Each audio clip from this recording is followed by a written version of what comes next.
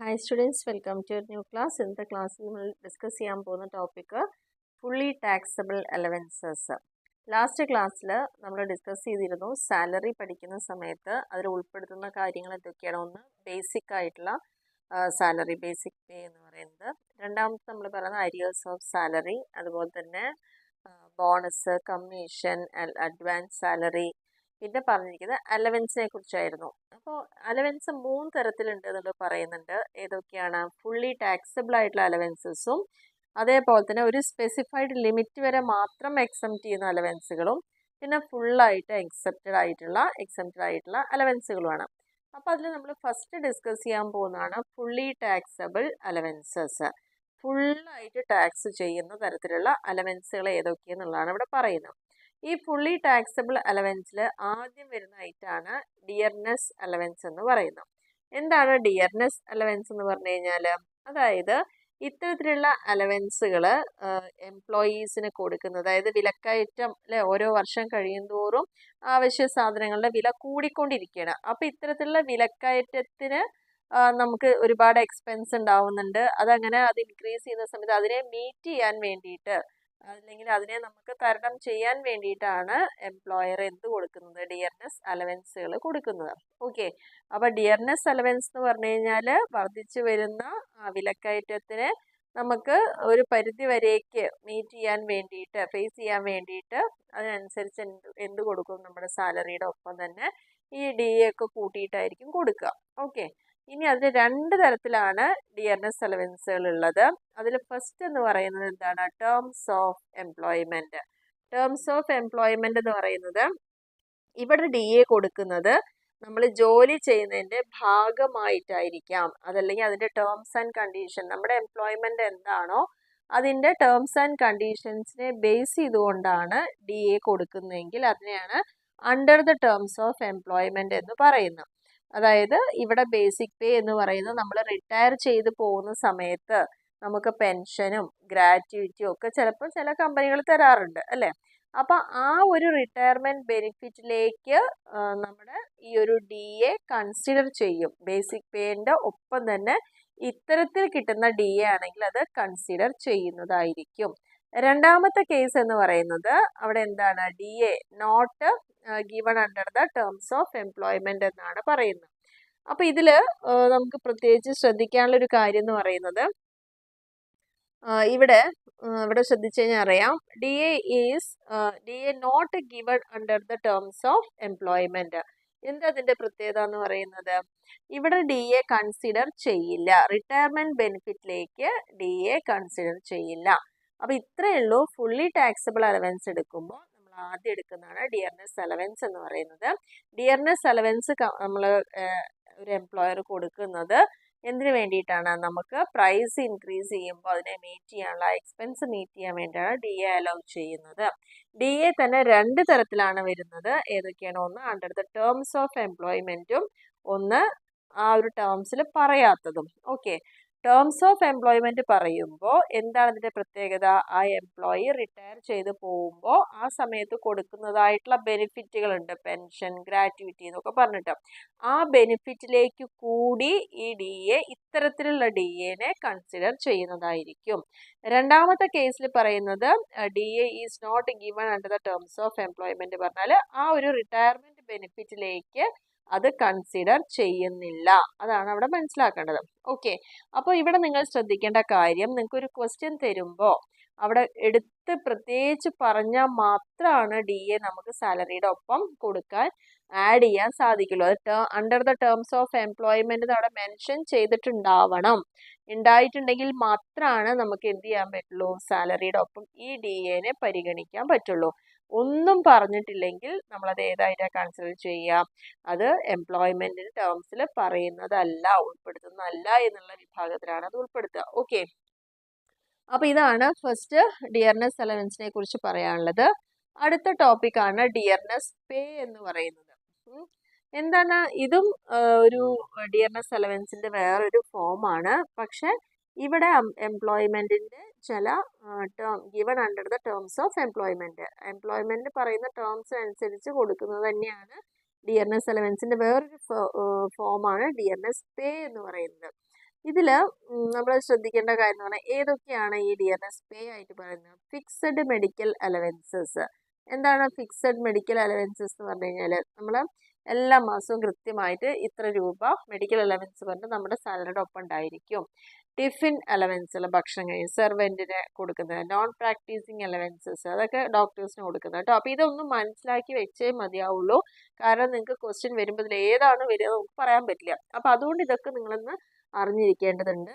Hill അലവൻസുകൾ, വാർഡിന് കൊടുക്കുന്ന അലവൻസുകൾ, ഡെപ്യൂട്ടേഷനിൽ പോകുന്നത്, ഓവർ ടൈം വർക്ക് ചെയ്യുന്നത്, സിറ്റി കോമ്പൻസേറ്ററി അലവൻസുകൾ, പിന്നെ കുറച്ച് അലവൻസുകൾ പറയുന്നുണ്ട്, family allowance, festival allowance, marriage allowance, telephone അലവൻസുകൾ, അങ്ങനെ കുറച്ചെണ്ണം കൂടി പറയുന്നുണ്ട്.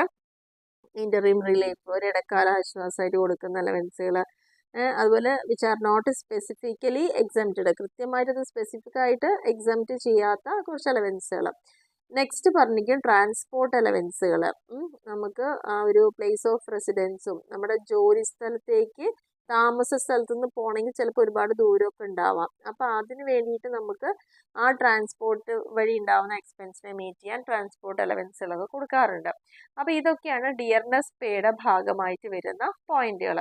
ഓക്കെ, അപ്പോൾ ആദ്യത്തെ കേസ് കംപ്ലീറ്റ് ആയി കഴിഞ്ഞു. ഏതാണ്? Fully taxable allowances. ഫുള്ളായിട്ട് ടാക്സ് കൊടുക്കേണ്ട അലവൻസുകളാണ് ഇപ്പോൾ പറഞ്ഞ കാര്യങ്ങൾ. ഡിയർനെസ് അലവൻസുകളും ഡിയർനെസ് പേയും. ഡിയർനെസ് അലവൻസിൽ തന്നെ അത് ടേംസ് ആൻഡ് കണ്ടീഷൻസിനനുസരിച്ചാണ് പറയുന്നതെങ്കിൽ അത് ആഡ് ചെയ്യണം, അല്ലെങ്കിൽ അത് ആഡ് ചെയ്യേണ്ട ആവശ്യമില്ല. ബാക്കി ഡിയർനെസ് പേയിൽ വരുന്ന ഐറ്റംസ് ആണ് ഈ പറഞ്ഞ കാര്യങ്ങളൊക്കെ. ഇനി രണ്ടാമത്തെ കാറ്റഗറി, അതായത് ആദ്യത്തെ ഫുള്ളി ടാക്സബിൾ കഴിഞ്ഞു. രണ്ടാമത്തെ കാറ്റഗറി, ഇവിടെ നമ്മൾ അലവൻസുകൾ കൊടുക്കുന്നുണ്ട്, പക്ഷേ ഇതിനെ നമ്മൾ ടാക്സ് പർപ്പസിന് വേണ്ടിയിട്ട് ഫുള്ളായിട്ടൊന്നും ടാക്സ് ചെയ്യുന്നില്ല. ഒരു പരിധി വരെ മാത്രമേ ടാക്സ് ചെയ്യുള്ളൂ, ബാക്കിയുള്ളതൊക്കെ ഒഴിവാക്കി കൊടുക്കാറുണ്ട്. അതാണ് എക്സെംഷൻ എന്ന് പറയുന്നത്. അത് എക്സെംപ്റ്റ് ചെയ്യാറുണ്ട്, ഒഴിവാക്കി കൊടുക്കാറുണ്ട്. ഓക്കെ, ആ അലവൻസുകൾ ഏതാന്നുള്ളതാണ് ഇവിടെ പറയുന്നത്. അതായത് allowances exempt up to a specified limit. അപ്പോൾ ഒരു 10,000 രൂപ ഉണ്ടെന്ന് വിചാരിക്കുക, നമ്മൾ ടാക്സ് കൊടുക്കണ്ട. പക്ഷേ അതിൽ നമുക്കൊരു 5,000 വരെയൊക്കെ നമുക്ക് ചിലപ്പോൾ എക്സംഷൻ കിട്ടും. ബാക്കി 5,000 കൊടുത്താൽ മതി. അതാണ് എക്സംഷൻ കൊണ്ട് ഉദ്ദേശിക്കുന്നത്. ഒരു പരിധി വരെ മാത്രം നമുക്ക് ഒഴിവാക്കി തരും, ബാക്കിയുള്ളത് മാത്രം ടാക്സ് ചെയ്താൽ മതി. ഓക്കെ, അതിൽ വളരെ ഇമ്പോർട്ടൻ്റ് ആയിട്ടുള്ള ഒരു കാര്യമാണ് ഹൗസ് റെൻ്റ് അലവൻസ് എന്ന് പറയുന്നത്. ഹൗസ് റെൻ്റ് അലവൻസ്, വീട് വാടകയ്ക്കൊക്കെ എടുക്കുന്ന ആളുകളുണ്ട് അല്ലേ. അപ്പോൾ അവർ ജോലിക്കാരാണെങ്കിൽ അവരുടെ ടേംസിൽ പറയുന്നുണ്ടാവും, നിങ്ങൾ ഇവിടെ അപ്പോയിൻറ്റ് ചെയ്യുന്ന സമയം നിങ്ങളുടെ സാലറിയിൽ നിങ്ങൾക്ക് ഹൗസ് റെൻ്റ് കൊടുക്കാനുള്ള അലവൻസുകളൊക്കെ പ്രൊവൈഡ് ചെയ്യുന്നൊക്കെ പറയുന്നുണ്ടാവും ഓരോ കമ്പനികൾ അവരനുസരിച്ചിട്ട്. അപ്പോൾ ഇതിനെ ഷോർട്ടാക്കി പറയുന്നതാണ് എന്ത്? HRA എന്നുള്ളത്, ഹൗസ് റെൻ്റ് അലവൻസ്. ആ വേർഡ് അവിടെ പഠിച്ചോളാം. Okay, this is an allowance given by the employer to meet the expenditure on account of payment of rent in respect of the accommodation occupied by the employee. അപ്പോൾ ഈ ഒരു allowances employer കൊടുക്കുന്നതാണ്. എന്തിന്? നമുക്ക് വീട് വാടകയ്ക്ക് എടുത്ത് താമസിക്കുമ്പോൾ റെന്റ് കൊടുക്കേണ്ട ആവശ്യം വരുന്നുണ്ട്. അപ്പോൾ ആ റെന്റ് നമ്മുടെ ഒരു എക്സ്പെൻസ് ആണ് അല്ലേ. ആ ഒരു എക്സ്പെൻഡിച്ചറിനെ നമുക്ക് മീറ്റ് ചെയ്യാൻ വേണ്ടിയിട്ട് ആര് കൊടുക്കും? എംപ്ലോയർ തരുന്നതാണ് HRA എന്ന് പറയുന്നത്. ഇനി ഈ HRAയുടെ പ്രത്യേകത എന്താ? ഇപ്പം നമ്മൾ പഠിക്കുന്ന ഹെഡിങ് ഏതാണ്? Up to a certain limit. ചില ലിമിറ്റ് വരേക്ക്, അല്ലെങ്കിൽ സ്പെസിഫൈഡ് ലിമിറ്റ് വരേക്ക് നമുക്ക് എക്സംഷൻ കിട്ടുന്നതിനെ കുറിച്ചാണ് പഠിക്കുന്നത്. അപ്പോൾ HRA അത്തരത്തിൽ വരുന്ന ഒരു അലവൻസ് ആണ്. അപ്പോൾ അതിൽ നമ്മൾ ശ്രദ്ധിക്കേണ്ട കാര്യം എന്താ വെച്ച് കഴിഞ്ഞാൽ, it is exempt to the extent of the least of the following. ഇവിടെ 3 കണ്ടീഷൻ പറയുന്നുണ്ട്. ആ 3 കണ്ടീഷനിൽ നമ്മൾ ചെയ്ത് കിട്ടുന്ന ആൻസറിൽ ഏറ്റവും കുറവ് ഏതാണോ ആ കുറവാണ് നമുക്ക് എന്ത് കിട്ടുക? ഒഴിവാക്കി കിട്ടുന്നത്. ബാലൻസ് നമുക്ക് ടാക്സ് കൊടുക്കേണ്ടതാണ്. ഇപ്പോൾ എക്സാമ്പിൾ പറയുകയാണെങ്കിൽ 10,000 രൂപയാണെന്ന് വിചാരിക്കുക. അതിൽ നമ്മൾ ആ ഒരു 3 കാറ്റഗറി നോക്കുമ്പോൾ ഒരു 5,000 ആണെങ്കിൽ ഏറ്റവും ചെറിയ എമൗണ്ട് ആണെങ്കിൽ ആ 5,000 ഇങ്ങോട്ട് എടുക്കും. അപ്പോൾ ആ 10,000-ൽ 5,000 ഒഴിവാക്കി ബാക്കി 5,000 ആണ് ടാക്സബിൾ ആയിരിക്കുന്നത്. ഓക്കെ, അതിൽ ഫസ്റ്റ് കണ്ടീഷൻ എന്താ നോക്കുക. നമുക്ക് HRA കമ്പ്യൂട്ട് ചെയ്യാൻ പറയുമ്പോൾ ആദ്യം നമ്മൾ ചെയ്യേണ്ട കാര്യം എന്ന് പറയുന്നത്, എത്ര രൂപയാണോ ആക്ച്വലി ആ അസസിക്ക് HRA ആയിട്ട് കിട്ടുന്നത് എന്നുള്ളത് നോക്കുക. അപ്പോൾ ഇവിടെ നോട്ട് ചെയ്യേണ്ട പോയിന്റ് എന്താണ്? Actually received. എത്രയാണ് ആക്ച്വലി റിസീവ് ചെയ്യുന്ന എമൗണ്ട് ആദ്യം നോക്കുക. ഇനി രണ്ടാമത്തെ കേസിൽ രണ്ടാമത്തെ കണ്ടീഷൻ എന്ന് പറയുന്നത് എന്താ? The excess rent paid by the assessee over 10% of salary for the relevant period. അപ്പൊ അവിടെ നമ്മൾ പ്രത്യേകിച്ച് ശ്രദ്ധിക്കുക, നമ്മുടെ റെലവെന്റ് പീരീഡിൽ നമുക്ക് എത്ര ആക്ച്വൽ HR കിട്ടുന്നുണ്ടെന്ന് നോക്കുക. അതേപോലെ തന്നെ അവരുടെ സാലറി നമുക്കൊന്ന് കമ്പ്യൂട്ട് ചെയ്യേണ്ടതുണ്ട്. ആ സാലറി കമ്പ്യൂട്ട് ചെയ്യുമ്പോൾ അതിന്റെ 10% എത്രയാന്ന് നോക്കുക. എന്നിട്ട് ആ 10%നേക്കാൾ എത്ര അധികമാണ് ഈ എംപ്ലോയി അവിടെ HR കൊടുക്കുന്നത് നോക്കുക. അപ്പൊ ആ എക്സസ് എത്ര ഉണ്ടെന്ന് നോക്കുക. ഓക്കെ. മൂന്നാമത്തെ കണ്ടീഷനിൽ പറയുന്നത് 50% of salary if the accommodation is in Mumbai, Kolkata, Delhi or Chennai. അതായത് 4 മെട്രോ സിറ്റീസ് ഉണ്ട്. ഇവിടെയാണ് താമസിക്കുന്നത് എന്ന് പറയുന്നുണ്ടെങ്കിൽ അവരുടെ സാലറിയുടെ 50% കണക്കാക്കണം. ഇനി ഈ പറയുന്ന 4 സ്ഥലങ്ങളിൽ അല്ലാത്ത സ്ഥലത്താണ് നമ്മൾ താമസിക്കുന്നതെങ്കിൽ നമ്മുടെ സാലറിയുടെ 40% കണക്കാക്കണം. എന്നിട്ട് ഈ 3 കണ്ടീഷൻ പറയുന്നതിൽ ഏറ്റവും ചെറിയ എമൗണ്ട് ഏതാണോ അതായിരിക്കും നമുക്ക് HR എക്സെംഷൻ കിട്ടുന്നത്. ഇങ്ങനെയാണ് കാൽക്കുലേറ്റ് ചെയ്യേണ്ട വിധം എന്ന് പറയുന്നത്. അപ്പൊ ഇവിടെ നമ്മൾ HR കണക്കാക്കുമ്പോൾ പ്രത്യേകിച്ച് ശ്രദ്ധിക്കേണ്ട കാര്യമാണ്. കാരണം ഈ പോയിന്റുകളെല്ലാം നോട്ട് ചെയ്യുക. Salary for this purpose include. എന്താണ് ഈ പർപ്പസിൽ പറയുന്നിരിക്കുന്നത്? ഇവിടെ നമ്മൾ എന്തൊക്കെയാണ് സാലറി പറയുമ്പോൾ കണക്കാക്കേണ്ടത്? അവർക്ക് ബേസിക് പേ ഉണ്ടെങ്കിൽ അത് കണക്കാക്കണം, ഡിയർനെസ് അലവൻസ് ഉണ്ടെങ്കിൽ കണക്കാക്കണം. പക്ഷെ പ്രത്യേകിച്ച് ശ്രദ്ധിക്കുക, given under the terms of employment എന്ന് വ്യക്തമായിട്ട് പറഞ്ഞിട്ടുണ്ടെങ്കിൽ മാത്രമാണ് DA നമുക്ക് സാലറിയുടെ ഒപ്പം ആഡ് ചെയ്യാൻ പറ്റുള്ളൂ. പിന്നെ വല്ല കമ്മീഷൻ ഉണ്ടെങ്കിൽ commission based on fixed percentage of ടേൺ ഓവറിൻ്റെ ഇത്ര പെർസെൻറ്റേജ് കമ്മീഷൻ ഉണ്ടെന്നുണ്ടെങ്കിൽ. അപ്പോൾ HR കാൽക്കുലേറ്റ് ചെയ്യുമ്പോൾ ആ സാലറി നമ്മൾ കാണുമ്പോൾ ആ സാലറിയുടെ ഒപ്പം കൊടുക്കേണ്ടതാണ് ബേസിക് പേ, ഡിയർനെസ് അലവൻസ് ടേംസിൽ പറയുന്നുണ്ടെങ്കിൽ ആൻഡ് കമ്മീഷൻ പറയുന്നുണ്ടെങ്കിൽ. ഓക്കെ. 3 കാര്യം കൂടി കൂട്ടുമ്പോഴാണ് നമുക്ക് ഇവിടുത്തെ പർപ്പസിൽ സാലറി ആവുന്നത്. HR is exempted only if rent is paid by the assessee. ഇനി HR നമുക്ക് എക്സംഷൻ കിട്ടണം എന്നുണ്ടെങ്കിൽ എന്തുണ്ടാവണം? അസസി റെന്റ് പേ ചെയ്യുന്നുണ്ടെങ്കിൽ, അതായത് അസസിയാണ് റെന്റ് ആദ്യം കൊടുക്കുന്നുണ്ടാവുക. അങ്ങനെയാണെങ്കിൽ മാത്രമാണ് ഈ എക്സംഷൻ അവിടെ കിട്ടുന്നുള്ളൂ എന്നുള്ളതാണ് ഇതിന്റെ രണ്ടാമത്തെ ഒരു പ്രധാനപ്പെട്ട കാര്യം എന്ന് പറയുന്നത്. നമുക്കൊരു പ്രോബ്ലം ചെയ്യുമ്പോൾ അത് ക്ലിയർ ആയിട്ട് നിങ്ങൾക്ക് മനസ്സിലാവും. ഇവിടെ ക്വസ്റ്റ്യൻ ശ്രദ്ധിക്കുക. Mr. Raj of Kerala is employed in Mumbai. He resides in a house paying a rent of rupees 3,000 per month. അപ്പോൾ രാജ് എന്ന് പറയുന്ന ആള് മുംബൈയിലാണ് വർക്ക് ചെയ്യുന്നത്. അദ്ദേഹം കൊടുക്കുന്നത് എന്താണ്? റെന്റ് ആയിട്ട് ഒരു മാസം 3,000 രൂപയാണ് കൊടുക്കുന്നത് പറഞ്ഞിട്ടുണ്ട്. ഇനി അദ്ദേഹത്തിന്റെ സാലറി എന്ന് പറയുന്നത് ബേസിക് പേ എത്ര കൊടുക്കുന്നുണ്ട്? ഒരു മാസം 15,000 രൂപയാണ് ബേസിക് പേ. ഡിയർനെസ് അലവൻസ് ഒരു മാസം 5,000 രൂപ കൊടുക്കുന്നുണ്ട്. ഒപ്പം തന്നെ നമ്മൾ ശ്രദ്ധിക്കേണ്ട കാര്യം കണ്ടോ, ഇവിടെ എഴുതിക്കുന്ന given under the terms of employment. ഈ ഒരു വേർഡിന് ഭയങ്കര ഇമ്പോർട്ടൻസ് ആണ്. അപ്പൊ ഇതുണ്ടെങ്കിൽ മാത്രമാണ് നമ്മൾ ഈ ഒരു സാലറിയിലേക്ക് ഈ DA പരിഗണിക്കേണ്ടതുള്ളൂ. പ്രത്യേകിച്ച് ഒന്നും പറഞ്ഞിട്ടില്ലെങ്കിൽ ഇതെടുക്കേണ്ട ആവശ്യം വരുന്നില്ല. ഓക്കെ. ഇനി കമ്മീഷൻ പറയുന്നുണ്ട് 2% ഓൺ ടേൺ ഓവർ അച്ചീവ് ചെയ്തിട്ടുണ്ട് അദ്ദേഹം 5 lakh ആണ്. അതിന്റെ 2% കമ്മീഷനും കൊടുക്കുന്നുണ്ട്. Okay. HR at rupees 4,000 per month.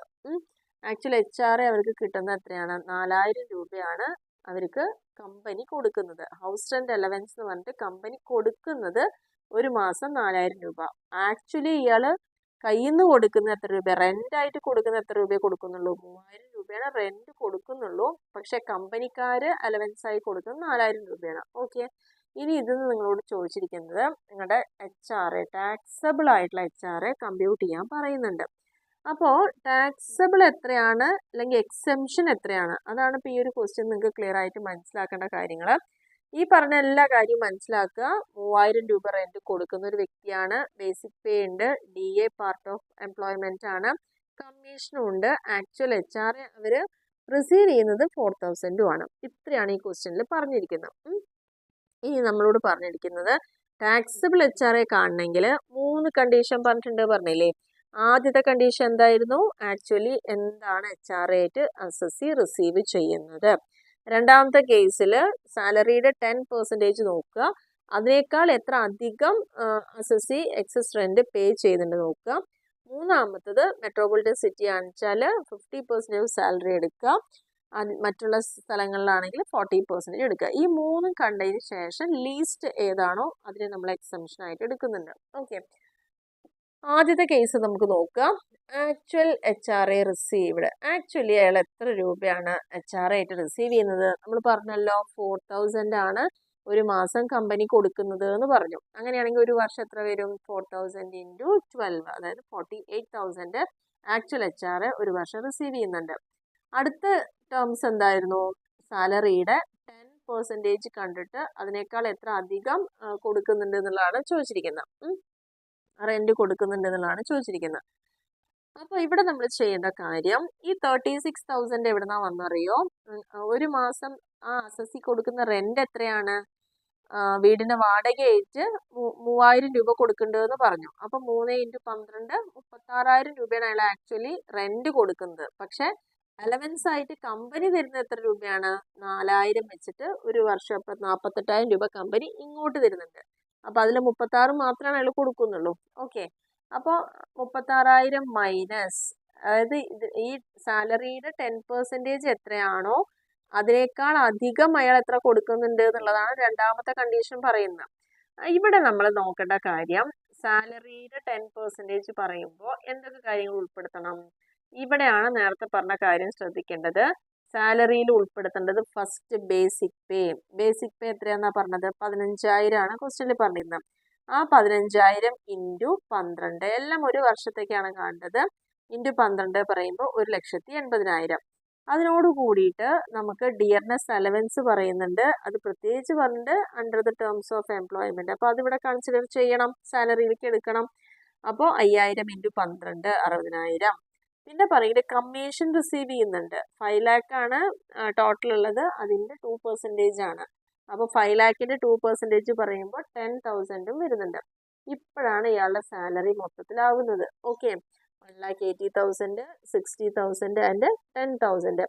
ഇതിന്റെ ടോട്ടൽ എത്രയാണെന്നുള്ളത് നോക്കുക. ഈ 2,50,000 ആണ് ഈ ടോട്ടൽ സാലറി എന്ന് പറഞ്ഞിട്ട് ആ വർഷത്തിൽ അയാൾ ഏൺ ചെയ്തിരിക്കുന്നത്. ആ സാലറിയുടെ 10%, അതായത് 2,50,000യുടെ 10% പറയുമ്പോൾ എത്ര വരിക? 25,000 ആണ് വരിക. ഓക്കെ, ആ 25,000 അപ്പം എത്ര എക്സസ് അധികം കൊടുക്കേണ്ടതെന്നല്ലേ ചോദിച്ചത്? അപ്പം ആക്ച്വലി അയാൾ പേ ചെയ്യുന്നത് എത്രയാണ്? 36,000. 3,000 × 12 മാസത്തേക്ക് 36,000 അയാൾ പേ ചെയ്യുന്നുണ്ട്. പക്ഷെ സാലറിയുടെ 10% നോക്കുമ്പോൾ നമുക്ക് എത്ര വരുന്നു? 25,000 വരുന്നുള്ളൂ. അപ്പൊ ആ അധികം എത്ര കൊടുക്കുന്നുണ്ട്? 25 36ൽ നിന്ന് 25,000 മൈനസ് ചെയ്യുക. അപ്പൊ നമുക്ക് എത്ര വരിക? 11,000 ആണ് വരുന്നത്. അപ്പൊ അതിന്റെ കമ്പ്യൂട്ടേഷൻ ക്ലിയർ ആയി എന്ന് വിചാരിക്കുന്നു. സാലറി കാണണമെങ്കിൽ എന്തൊക്കെ എടുക്കണം? ബേസിക് പേ എടുക്കണം, അതേപോലെ തന്നെ DA ടേംസ് ഓഫ് എംപ്ലോയ്മെന്റ് ആയതുകൊണ്ട് എടുക്കണം, പിന്നെ വരുന്നത് കമ്മീഷൻ എടുക്കണം. ഈ 3 എടുത്തപ്പോൾ സാലറി ആയി. അതിന്റെ 10% കാണുക. 10% പറയുമ്പോൾ 25,000 വരും. 25,000-നേക്കാൾ അധികം ഈ 36 കൊടുക്കുന്നതിൽ എത്ര അധികം വന്നിട്ടുണ്ട്? 11,000 രൂപയാണ് അപ്പോൾ അധികമായിട്ട് ഇയാൾ കൊടുക്കുന്നത്. അതാണ് രണ്ടാമത്തെ കണ്ടീഷൻ. മൂന്നാമത്തെ കണ്ടീഷൻ 50% ഓഫ് സാലറി. കാരണം ഇയാൾ എവിടെ താമസിക്കുന്നത്? ബോംബെയിലാന്ന് പറയുന്നുണ്ട് അല്ലെ? മുംബൈയിലാണ്. അപ്പൊ മുംബൈ, ഡൽഹി, ചെന്നൈ, കൊൽക്കത്ത ഈ 4 സ്ഥലങ്ങളിൽ ഒരാളാണ് എത്ര കാൽക്കുലേറ്റ് ചെയ്യാൻ പറഞ്ഞിരിക്കുന്നത്? സാലറിയുടെ 50% എടുക്കണം എന്നാണ് പറയുന്നത്. മറ്റുള്ള സ്ഥലങ്ങളിൽ താമസിക്കുന്നവരാണെങ്കിൽ സാലറിയുടെ 40%. അപ്പൊ ഈ കേസിൽ എന്താ വരിക? 50% സാലറിയാണ് നമ്മളിവിടെ എടുക്കേണ്ടത്. അപ്പോൾ 50% പറയുമ്പോൾ എത്രയാണ്? നമുക്കിവിടെ സാലറി എത്ര കിട്ടിയിട്ടുണ്ട്? മൊത്തത്തിൽ 2,50,000 വന്നിട്ടുണ്ട് അല്ലേ? 2,50,000യുടെ പകുതി, അതാണല്ലോ 50%. അപ്പൊ എത്ര വരും? 1,25,000 വരും. ഇപ്പൊ ഈ പറഞ്ഞ 3 കണ്ടീഷനും നമ്മളിവിടെ എഴുതി വെച്ചിട്ടുണ്ട്. ഇനി നമ്മൾ ചെയ്യേണ്ടത്, ഇതിൽ ഏറ്റവും കുറവ് വരുന്ന എമൗണ്ട് ഏതാ? 48 ആണോ, 11 ആണോ, 1,25,000 ആണോ? ഏറ്റവും കുറവ് ഏതാ? 11,000. അപ്പൊ ഈ 11,000 ആണ് നമുക്ക് എന്ത് കിട്ടുക? എക്സെംഷൻ കിട്ടുന്നത്. ഇങ്ങനെയാണ് HRAക്ക് നമ്മൾ കാൽക്കുലേഷൻ നടത്തുന്നത്. അപ്പൊ ഇവിടെ നമുക്ക് ഒഴിവാക്കി കിട്ടുന്ന എമൗണ്ട് എത്രയേ ഉള്ളൂ? 11,000 മാത്രമാണ് ഒഴിവാക്കി. ഇതിൽ വിച്ചർ ഈസ് ലീസ്റ്റ്, ഈ 3 ഏറ്റവും കുറവ് ഏതാണ്? 11,000 ആണ്. അപ്പൊ എക്സെംഷൻ അപ്പൊ ഇവിടെ കൊടുക്കുക. എമൗണ്ട് എക്സെംപ്റ്റഡ് എത്ര വരിക? അപ്പൊ 11,000 മാത്രമാണ് ഒഴിവാക്കി തരുള്ളൂ. ബാക്കി നമ്മൾ ടാക്സ് പിടിക്കും എന്നാണ് പറയുന്നത്. ടാക്സിന് വേണ്ടിയിട്ട് എടുക്കും. അങ്ങനെയാണെങ്കിൽ ടാക്സ് ചെയ്യുന്ന HR പോർഷൻ എത്രയാണെന്ന് ചോദിച്ചാൽ എത്രയാണ്? നമ്മൾ ആകെ റിസീവ് ചെയ്യുന്ന നമ്മുടെ കയ്യിൽ കിട്ടുന്നത് എത്ര രൂപയാണ്? HR ആയിട്ട് 48,000. നമ്മൾ കൊടുക്കുന്നത് ഒരു വർഷത്തിന് 36,000. അത് ക്ലിയർ ആക്കി മനസ്സിലാക്കുക. അപ്പോൾ കമ്പനി തരുന്ന പൈസ 48 ആണ്. ഈ 48 ഫുള്ളായിട്ട് ടാക്സ് പിടിക്കോ ഇല്ലയോ എന്നുള്ളതാണ് നമ്മളോട് ക്വസ്റ്റ്യൻ ചോദിക്കുന്നത്. പക്ഷെ എന്താണ് ഈ ഒരു HR പറയുന്നത്? Up to a certain limit വരെ എക്സംഷൻ ഉണ്ട് ഇതിന്. അത് ഏത് ലിമിറ്റാണെന്നാണ് ഇപ്പോൾ കണ്ടെത്തിയത്. ഏത് ലിമിറ്റാണ്? 11,000 രൂപ വരെ നമുക്ക് എക്സംഷൻ ഉള്ളൂ. അപ്പോൾ 48,000-ൽ നിന്ന് ഈ 11,000 കുറച്ചാൽ ബാലൻസ് വരുന്നത് 37,000 എന്താണ്? ടാക്സബിൾ ആണ്. അപ്പോൾ HR കാൽക്കുലേഷൻ ടാക്സബിൾ ആണ്, എക്സംപ്റ്റ് എത്രയെന്നൊക്കെ കാണേണ്ടത് ഈ മെത്തേഡിലാണ് ഇവിടെ ചെയ്യേണ്ടത്. ക്ലിയർ ആയിട്ട് മനസ്സിലാക്കുക. വളരെ വളരെ ഇമ്പോർട്ടൻ്റ് ആയ ടോപ്പിക്കാണ് HR കാൽക്കുലേഷൻ എന്ന് പറയുന്നത്. അപ്പോൾ ഇതിൽ 3 കണ്ടീഷൻ ആദ്യം ചെയ്ത് വെക്കുക. അതിൽ ഏതാ ഏറ്റവും കുറവ് വെച്ചാൽ അതെടുക്കുക. ആക്ച്വലി നമ്മുടെ കയ്യിൽ എന്ത് കിട്ടുന്നു നോക്കുക. കിട്ടിയതിൽ നിന്ന് നമുക്ക് ഒഴിവാക്കപ്പെട്ടത് എത്രയാണെന്ന് കാൽക്കുലേറ്റ് ചെയ്യുന്നത് അത് കുറച്ചാൽ ബാലൻസ് ടാക്സ് കൊടുക്കേണ്ടതാണെന്ന് മനസ്സിലാക്കി വയ്ക്കാം. അടുത്തൊരു ക്വസ്റ്റ്യൻ കൂടി നമുക്ക് നോക്കാം. ഇതിൽ പറയുന്നത് mister Mukundan pays A rent of ₹4,000. 4,000 രൂപ റെന്റ് കൊടുക്കുന്നുണ്ട്. എംപ്ലോയ്മെന്റ് സേലത്തിലാണ് താമസിക്കുന്നത്. ബേസിക് പേ 10,000 പറയുന്നുണ്ട്. DA ഉണ്ട്. HR തന്നിട്ടുണ്ട്. നമ്മളോട് ടാക്സബിൾ HR കണക്കാക്കാനാണ് പറഞ്ഞിരിക്കുന്നത്. അപ്പോൾ ഇവിടെ നമ്മൾ ആദ്യം ആ 3 കണ്ടീഷനാണ് ചെയ്യേണ്ടത്. ഇത്രയേ ഉള്ളൂ. വളരെ സിമ്പിളാണ്. ആക്ച്വലി അസസി റിസീവ് ചെയ്യുന്ന എമൗണ്ട് ആണ്. ഇവിടെ HR എന്ന് പറഞ്ഞിട്ട് റിസീവ് ചെയ്യുന്ന എത്രയാണ്? ഒരു മാസം 2,000 രൂപയാണ് HR ആയിട്ട് റിസീവ് ചെയ്യുന്നത്. പക്ഷെ അയാൾ റെന്റ് കൊടുക്കുന്നത് എത്രയാണ്? ഇവിടെ 4,000 ഓൾറെഡി കൊടുക്കുന്നുണ്ട്. ഓക്കെ. അപ്പോൾ ആദ്യം നമുക്ക് ആക്ച്വലി റിസീവ് ചെയ്യുന്ന എമൗണ്ട് കണക്കാക്കുക. 2,000 × 12 24,000. ക്ലിയർ അല്ലേ? രണ്ടാമത്തെ കണ്ടീഷൻ എന്താണ്? സാലറിയുടെ 10% എത്ര നോക്കുക. അതിനേക്കാൾ എത്ര അധികം അയാൾ റെന്റ് കൊടുക്കുന്നുണ്ട് എന്നുള്ളത് നോക്കുക. ഓക്കെ. അപ്പോൾ ഇവിടെ സാലറി കണക്കാക്കുമ്പോൾ നമ്മൾ ആദ്യം നോക്കേണ്ടത് എന്താണ്? Basic pay. ബേസിക് പേ എന്ന് പറയുമ്പം 10,000 ആണ് ഒരു മാസം. അപ്പോൾ ഒരു വർഷത്തേക്ക് എത്രയായി? 10,000 × 12 1,20,000. ഇവിടെ DA ഉണ്ട്. 3,000 എന്ന് പറയുന്നുണ്ട്. പക്ഷെ ഈ DA എടുക്കാൻ നമുക്ക് പറ്റില്ല. എന്തുകൊണ്ടാണ്? ഈ DAയുടെ ഒപ്പം നമുക്ക് വേറെ ഒരു ഇൻഫർമേഷൻ തന്നിട്ടില്ല. അത് ടേംസ് ഓഫ് എംപ്ലോയ്മെന്റ് ആണോ അല്ലയോ എന്നൊന്നും നമ്മുടെ മുന്നത്തെ ക്വസ്റ്റ്യനിൽ കൃത്യമായിട്ട് പറയുന്നുണ്ട്. ഇത് ടേംസ് ഓഫ് എംപ്ലോയ്മെന്റ് ആണെന്ന്. ഇവിടെ ഒന്നും പറയാത്തതുകൊണ്ട് ഈ DAനെ നമുക്ക് ഈ സാലറിയിലേക്ക് ആഡ് ചെയ്യാൻ പറ്റില്ല. ഇനി HR കമ്പനി കൊടുക്കുന്നത് എത്രയാണ്? അലവൻസ് കൊടുക്കുന്നത് 2,000 കൊടുക്കുന്നുണ്ട്. അപ്പോൾ ഫസ്റ്റ് കണ്ടീഷനിൽ ആക്ച്വലി റിസീവ് ചെയ്യുന്നത് നമ്മൾ എഴുതി കഴിഞ്ഞു. രണ്ടാമത് ഇയാൾ കൊടുക്കുന്ന റെന്റ് 4,000 ആണ്. അപ്പോൾ 48,000 അയാൾ കൊടുക്കുന്നുണ്ട് ഒരു വർഷം. ആ 48,000-ൽ നിന്ന് നമ്മൾ എന്ത് ലെസ് ചെയ്യുക? നമ്മുടെ സാലറിയുടെ 10%. അപ്പോൾ ഇവിടെ സാലറി ഇപ്പോൾ എത്ര എടുക്കുള്ളൂ? ഇത് മാത്രമേ എടുക്കുള്ളൂ. 10,000 × 12 12 മാസത്തേക്കല്ലേ? അപ്പോൾ 1,20,000 വന്നു. അതിൻ്റെ 10% പറയുമ്പോൾ 12,000 രൂപ. അപ്പോൾ ആ 12,000 രൂപ കഴിഞ്ഞ് ബാലൻസ് 48ലേക്ക് എത്ര വരുന്നുണ്ട്? 36,000 വരുന്നുണ്ട്. അപ്പോൾ 48,000 മൈനസ് 12,000. 48,000 മൈനസ് 12,000 അതായത് 10%-ൽ അധികം വരുന്ന തുക എത്രയാണോ അത് ആ ഡിഫറൻസ് ഇവിടെ വേണമെന്നാണ് പറയുന്നത്. അപ്പോൾ അയാൾ കൊടുക്കുന്നത് 48 ആണ്. പക്ഷേ ഇതിൻ്റെ 10% കണക്കാക്കുമ്പോൾ 12,000 ഉള്ളൂ. അപ്പോൾ ആ 12,000 കഴിച്ച് ബാലൻസ് 36,000 അവിടെ പേ ചെയ്യുന്നുണ്ട്. മൂന്നാമത്തെ കണ്ടീഷൻ പറയുന്നത് ഇയാൾ സേലത്ത് താമസിക്കുന്ന ആളാണ്. അപ്പോൾ ഇയാൾക്ക് എത്ര പെർസെൻറ്റേജ് സാലറി എടുക്കേണ്ടത്? 40%. മെട്രോ സിറ്റി ആണെങ്കിൽ 50%, അല്ലാത്തവിടെ എല്ലാം 40%.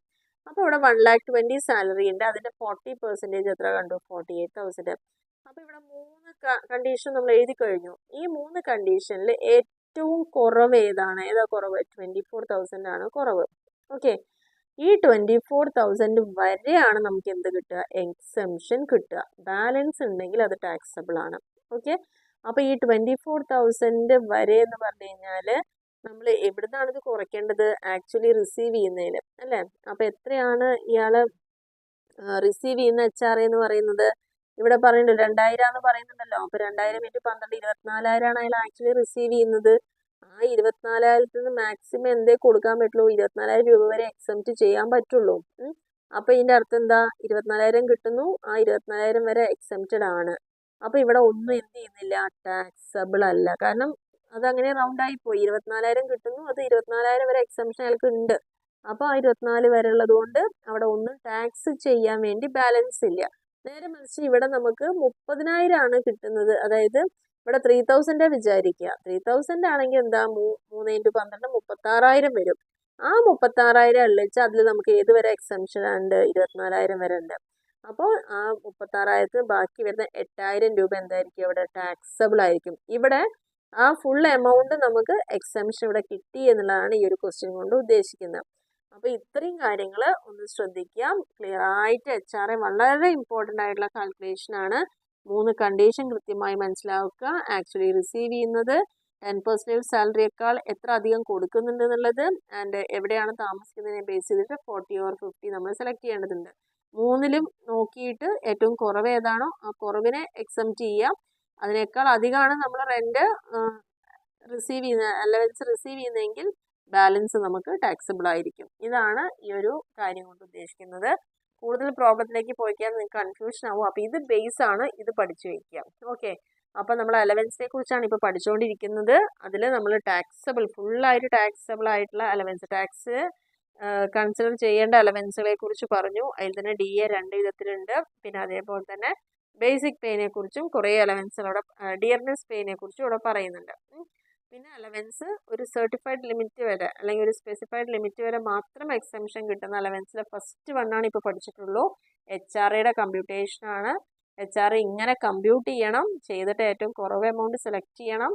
ആക്ച്വലി നമുക്ക് എത്ര റിസീവ് ചെയ്യുന്നുണ്ട് HRA ആയിട്ട്, അതിൽ നിന്ന് ആ എക്സംപ്റ്റഡ് എമൗണ്ട് ലെസ് ചെയ്താൽ ബാലൻസ് ഉണ്ടെങ്കിൽ അത് എക്സംപ്റ്റഡ് ആയി ടാക്സബിൾ ആയിരിക്കും. ഓക്കെ, ഇത്രയും കാര്യങ്ങൾ മനസ്സിലാക്കുക. അപ്പോൾ എല്ലാവർക്കും വീഡിയോ വളരെ ക്ലിയർ ആയി എന്ന് വിചാരിക്കും. സമയമെടുത്ത് തന്നെ HRAയുടെ കമ്പ്യൂട്ടേഷൻ പറഞ്ഞിട്ടുണ്ട്. കാരണം അത് വളരെ ഇമ്പോർട്ടൻ്റ് ആണ്. പലപ്പോഴും എക്സാമിന് ചോദിക്കുന്ന ഒരു ക്വസ്റ്റ്യൻ കൂടിയാണ്. അപ്പോൾ എല്ലാവർക്കും ക്ലിയർ ആയി കഴിയുകയാണെങ്കിൽ ഈ വീഡിയോ ഇഷ്ടപ്പെട്ടിട്ടുണ്ടെങ്കിൽ തീർച്ചയായിട്ടും ഒന്ന് ലൈക്ക് ചെയ്യാനും കമൻറ്റ് ചെയ്യാനും ഷെയർ ചെയ്യാനൊന്നും മറക്കരുത്. നിങ്ങൾ ഒരുപാട് ഫ്രണ്ട്സ് ഇതേപോലെ തന്നെ ഇത്തരത്തിലുള്ള പേപ്പേഴ്സ് പഠിക്കുന്നതിന് വേണ്ടിയിട്ട് അവർ കഷ്ടപ്പെടുന്നുണ്ടാവാം. അപ്പോൾ അവർക്കൊക്കെ ഒന്ന് റെക്കമെൻഡ് ചെയ്ത് കൊടുക്കുക. അതേപോലെ സബ്സ്ക്രൈബ് ചെയ്യാതെയാണ് നിങ്ങൾ ചാനൽ ഇപ്പോഴും കാണുന്നതെങ്കിൽ തീർച്ചയായിട്ടും വീഡിയോ ഇഷ്ടപ്പെടുകയാണെങ്കിൽ നിങ്ങളൊന്ന് സബ്സ്ക്രൈബ് കൂടി ഒന്ന് ചെയ്യാം. Okay, thank